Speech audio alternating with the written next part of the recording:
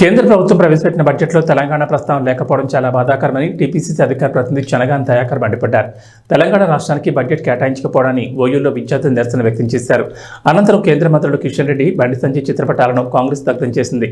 తక్షణమే బండి సంజయ్, కిషన్ రెడ్డి రాజీనామా చేయాలని డిమాండ్ చేశారు. 7 లక్షల కోట్ల అప్పుల్లో కొట్టుమిట్టాడుతున్న తెలంగాణను కేంద్ర ప్రభుత్వం విస్మరించిందని ఆయన అన్నారు.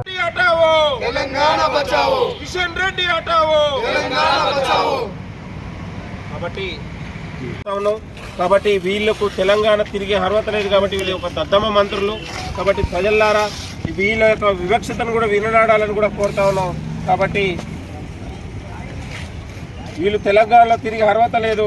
ముమ్మాటికి తెలంగాణ ద్రోహులు వీళ్ళు. తెలంగాణకు నిధులు లేని దద్దమ్మలు వీళ్ళు. తెలంగాణలో తిరిగి అర్హత లేదని కూడా ఈ సందర్భంగా గుర్తు చేస్తున్నాం.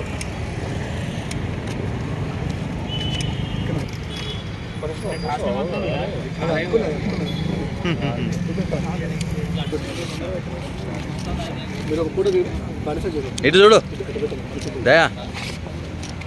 రాజీనామా చేయాలి కిషన్ రెడ్డి, బండి సంజయ్ వెంటనే. సిగ్గు కేంద్ర ప్రభుత్వం తెలంగాణ రాష్ట్రానికి నిధులు కేటాయించకపోవడం.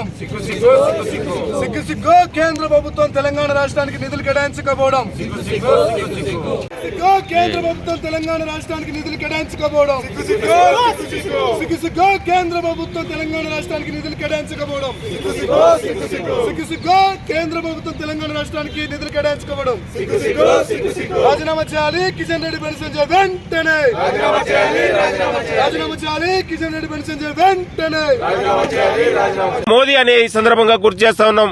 కాబట్టి కేంద్రం ఎన్ని రకాల వివక్షత చేసినా కేంద్రం పైన యుద్ధం చేసి ఇవాళ మనకు రావాల్సిన వాటా కోసం, మనకు రావాల్సిన ప్రాజెక్టుల జాతీయ హోదా కోసం తెలంగాణ ప్రజలందరూ కూడా కొట్లాడి సాధించుకుందామని కూడా ఈ సందర్భంగా గుర్తు చేస్తూ, ఇది చాలా దారుణమైన సంఘటన. ఈరోజు పక్క రాష్ట్రంలో వేల కోట్లు ఇస్తారు, ఇవాళ బీహార్లో ఇస్తారు, అస్సాంలో ఇస్తారు.